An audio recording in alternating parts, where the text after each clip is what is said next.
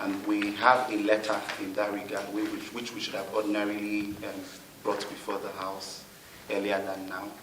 But we also considered it necessary to personally attend and also hand it over to the chairman. So I'll pass it to the clerk to send it to her. Essentially, the content of the letter is pretty much as stated earlier on, that primarily the victim is on medical treatment. I mean, yesterday was a very long day at the Zuba court. I'm sure everybody is mindful, aware of that, what happened in court yesterday.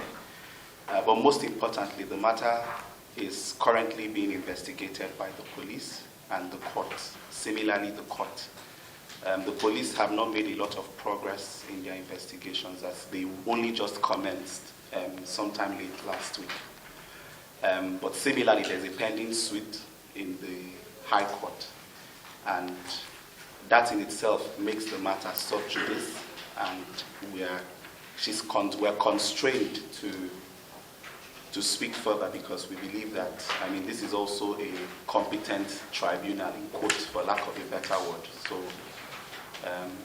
the documents regarding the matter, the documents regarding the facts in question have suddenly become a public document, which can be procured by anybody who is interested or who wishes to know more about the substance of the case.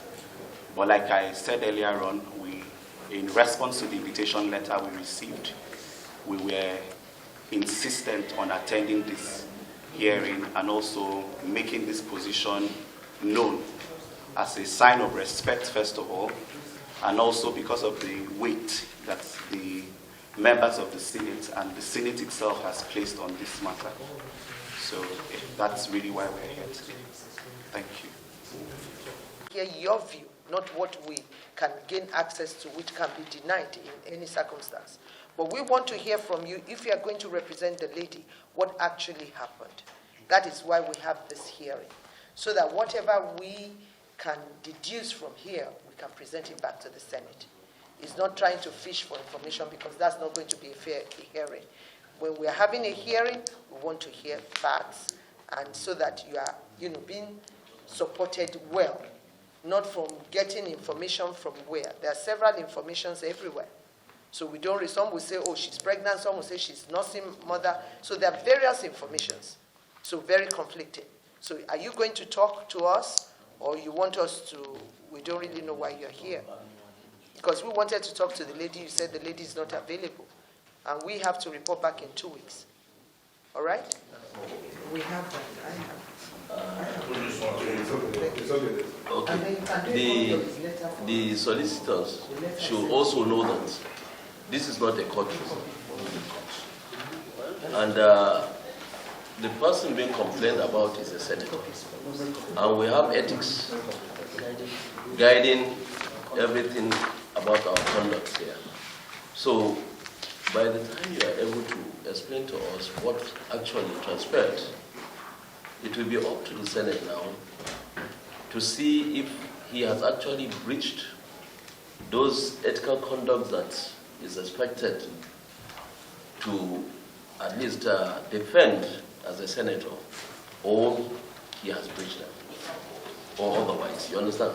So it's not a courtroom that we are going to go into details to try to know who is at fault or who is not at fault. But we have standards, and we want to see if those standards have been abused. You can see that, number one, we invited the assaulted lady. Second, we invited Senator Ishaku. For you to to get a brief from the board, if you have something to say on her behalf, you are free, and we are ready to take it.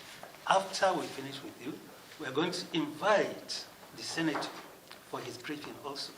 So if you don't have anything to tell us, which means there's no need for you to come here. I hope you understand me. Thank you so much.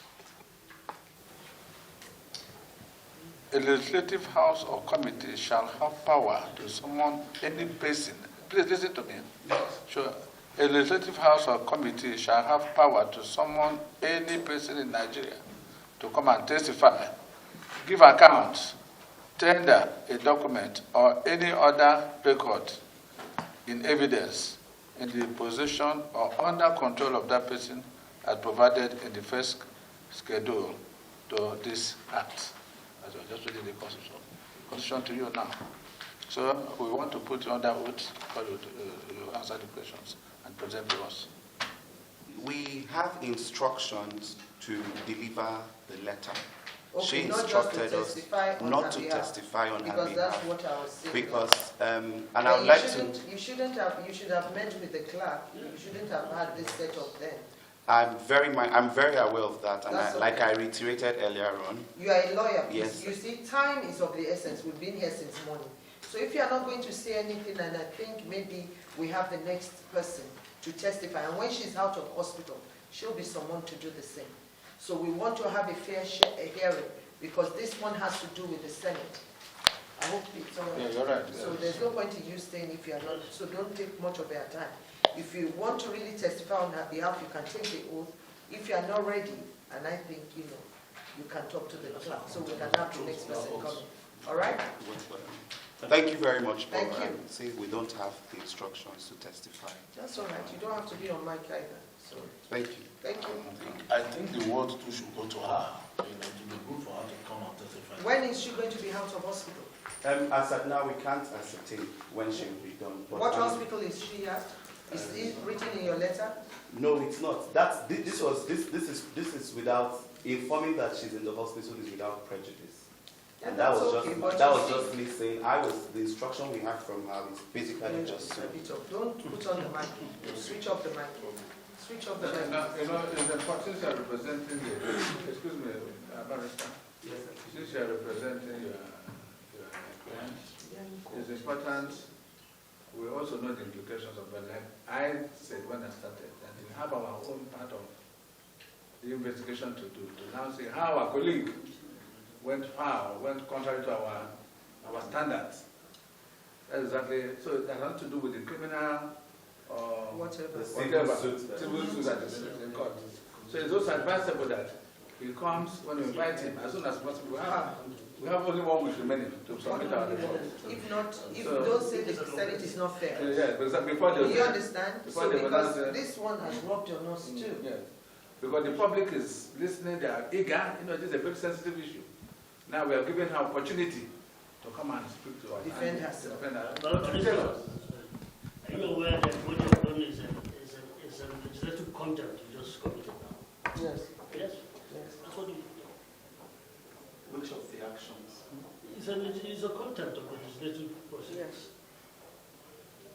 Okay, that's why we're asking what hospital she's at. Because you go and someone had there, because I don't think she's going to be hospitalized very long time. Well, I think you can go. You understand? Clark. Chairman, it is good they take the message back to the lady.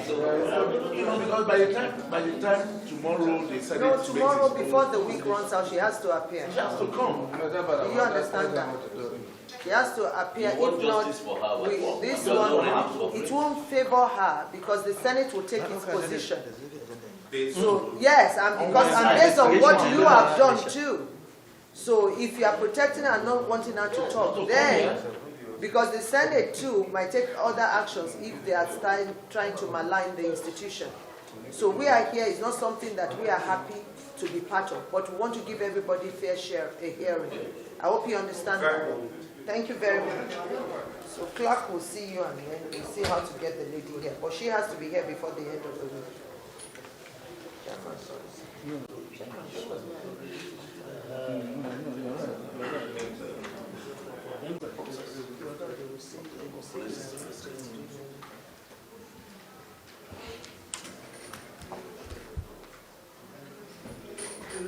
Zaman come five.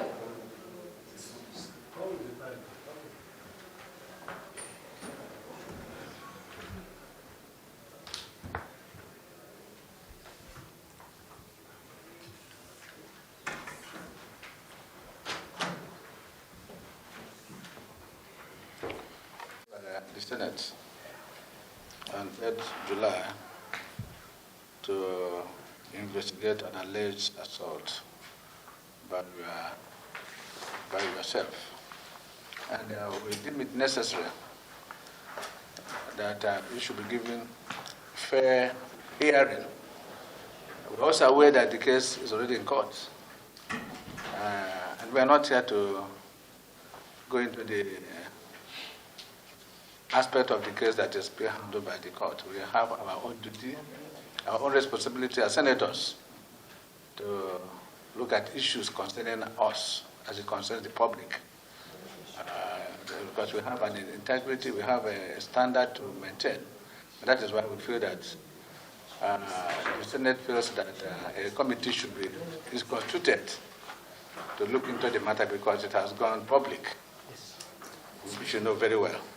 So it is based on that that the Senate President constituted this committee to give everybody fair hearing.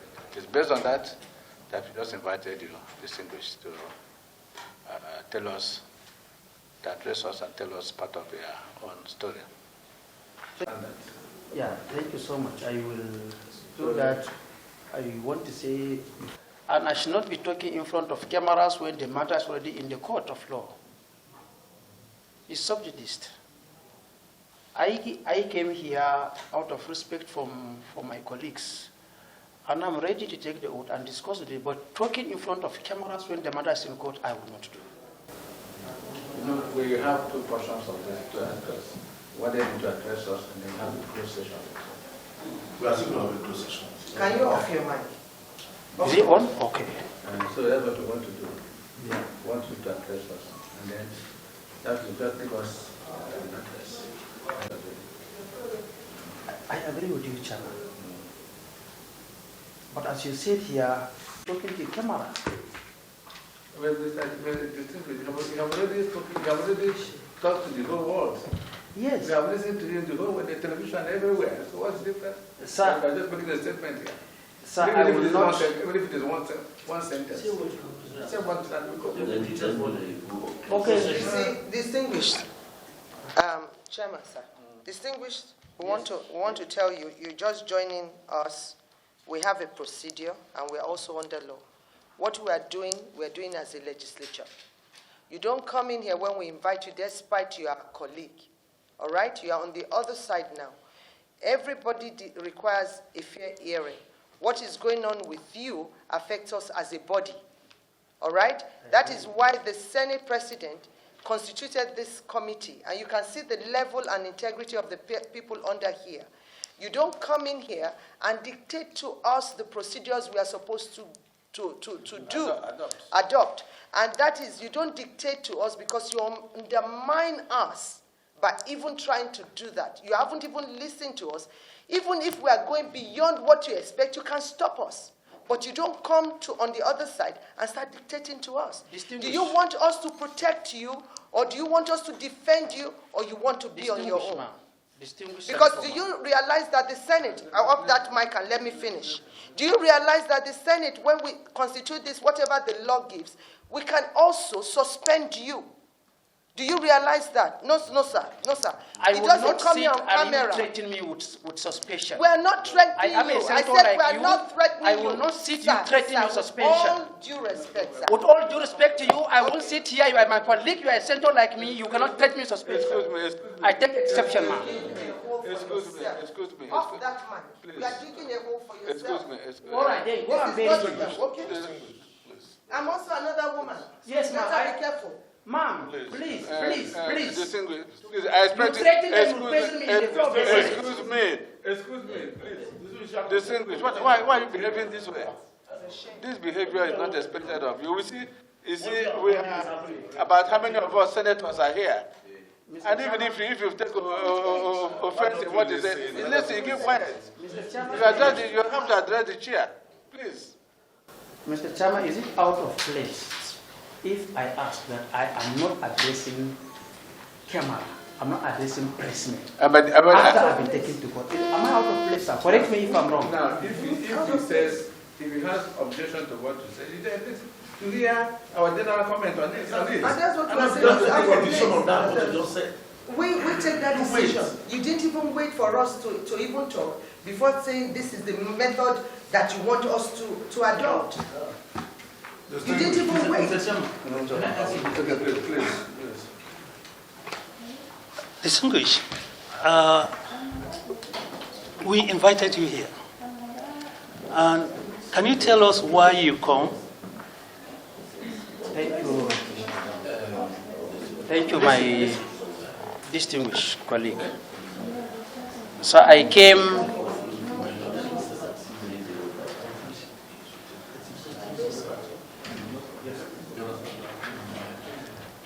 Chairman, oh, sorry, have you finished? No, he's answering my question. Go on. Thank you so much, distinguished. I came.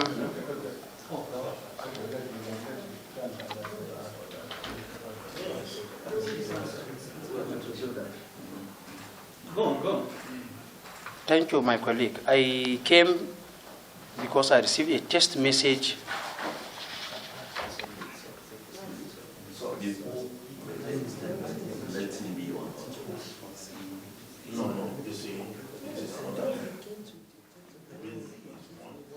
Thank you so much, distinguished Senator, sir.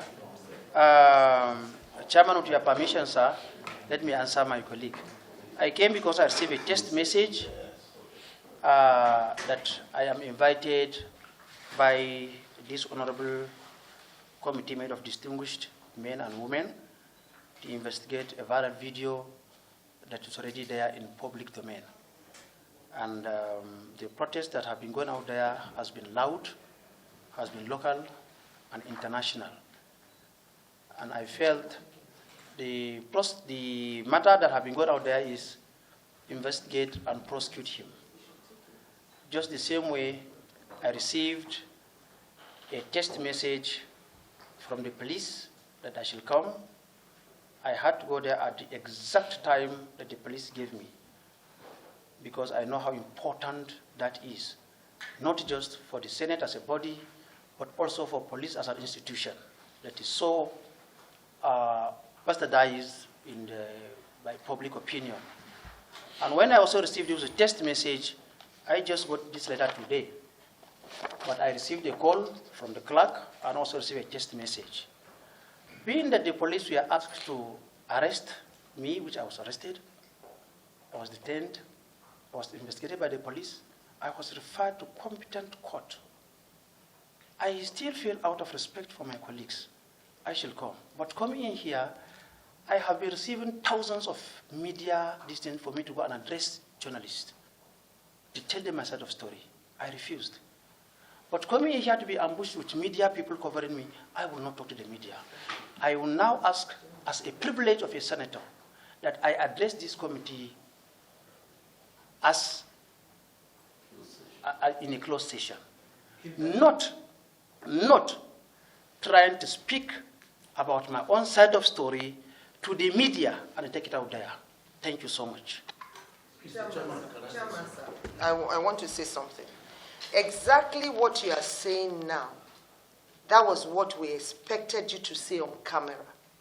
But for you to now begin to talk is not even healthy while camera is on. For you to now tell us the modalities that you want this proceedings to go through, that is wrong. And that is what we are trying to tell you. Thank you so much. We're a very, very respectable institution. And when you look at the caliber of people that are here, look at a former governor of repute, former minister. So the Senate president is just not pick anybody. We are mindful of what you are telling us. But let us be, we have a chairman who would decide that. We've already decided, on certain procedures we want to go through, but you don't come and dictate to us. We know what to do. You have to trust us as your colleague. You said, my colleague. You have to trust us on that level.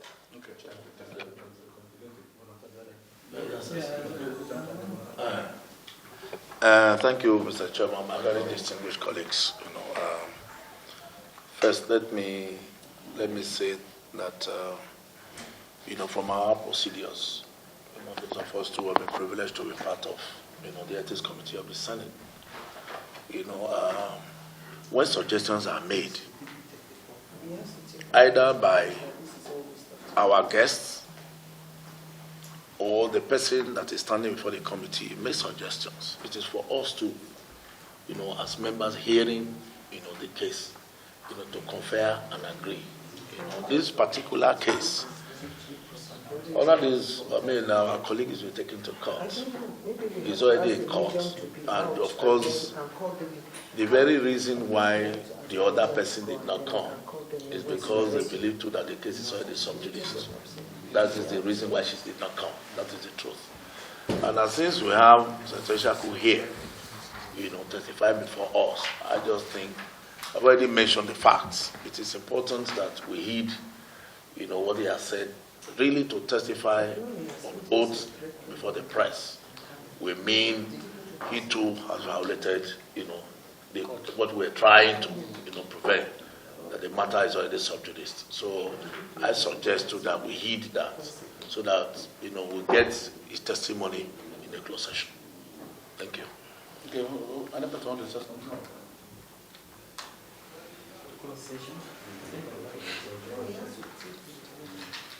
So we'll have a closed session. So please, the press can leave us. Start with you formally, and before then, must be under oath. So whatever you are going to tell us will be corrected.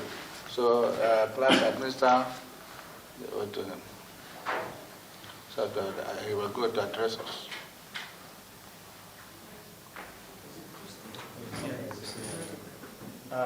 I, Senator Elisha Ishaku Abbo, do solemnly swear that the evidence I shall give before this distinguished ad hoc committee shall be the truth, the whole truth, and nothing but the truth. So help me God. So help me God. I deem it as a privilege to first of all be summoned before senators, not just to give an evidence, but as a distinguished senator, whom this body of most distinguished Nigerians are gathered, and today I am privileged to be one of them. I received a text message regarding the viral video that drew international outrage, allegedly my humble self assaulting a lady. When that issue came, the voice that was coming out that time did not in any way give me the chance to actually try to narrate what actually happened, when, what took me there. As of that time, the whole were calling for my head. In order to protect this distinguished institution and also to pacify Nigerians, I went out and I offered unreserved apology to all Nigerians and the international community, even though the matter happened before I became a senator. But today, I am a senator. It doesn't matter what age I am a senator. And my behavior, therefore, robs on all of my colleagues. In fact, the chamber will have been stinking, will have been smelling because of that single viral video. When I got the text message that I should come before the Senate committee, I took it as a great privilege for me to discuss with my colleagues and tell them the truth of what actually happened. Not for me to be, can I say to be excused? No. so that someone out there will take my story tomorrow. It was overtaken by events because, as you are all aware, the matter was taken to the police, and I was invited by just a text message from the police, and they say I shall appear at 3 p.m. I was in Lagos. I had to go to the airport, got somebody's ticket, wrote agreement that I swapped the ticket, and took flight to Abuja, drove straight to the police station, and handed over myself to the police. I was detained, slept on the floor, until the next day when I was granted bail, administrative bail, under strictest of conditions. Still, the public continues saying, prosecute him. Yesterday, I was prosecuted, and I was taken before a magistrate court, and I am out on bail. I want to use this opportunity to actually relate the incident that happened before I became a senator to my colleagues, because I know that you felt so bad. As it is the practice, matters that is already before the court is sub judice to discuss openly and continue commenting on it.